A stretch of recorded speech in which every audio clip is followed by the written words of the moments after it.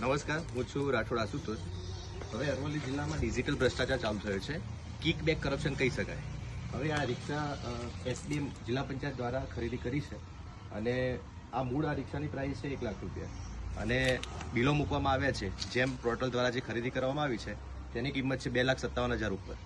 એટલે આ સીધું જિલ્લા પંચાયતમાં જિલ્લા વિકાસ અધિકારીના મોનિટરિંગમાં જે આ વિભાગ આવે છે એટલે આમાં મોટાપાયે ભ્રષ્ટાચાર થયેલો છે. લોકોના બહુ બધા ફોન આવે, મેસેજ આવે.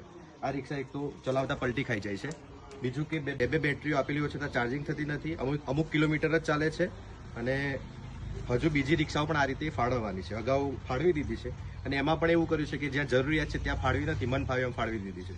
અને બીજું મહત્વનું એ છે કે કોઈપણ પંચાયતમાં કોઈપણ ગ્રાન્ટ ફળવાય એટલે એના મિલકત પત્રકમાં રજીસ્ટર કરવાનું હોય. તો આ રિક્ષા જે ફાળવી છે ત્યાં મિલકત પત્રક પર હજુ સુધી ચડાવવામાં આવી નથી.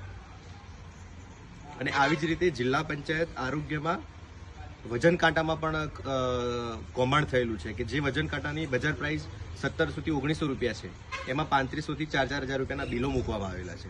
એવા પોણા બસો વજન કાંટા ખરીદવામાં આવ્યા છે. એટલે હવે અરવલ્લીમાં જિલ્લાની જનતા સુધી હકીકતો નથી પહોંચતી. સત્તાવાળા કરતા બની ગયા છે અને પ્રશાસન સત્તાના ગોદમાં.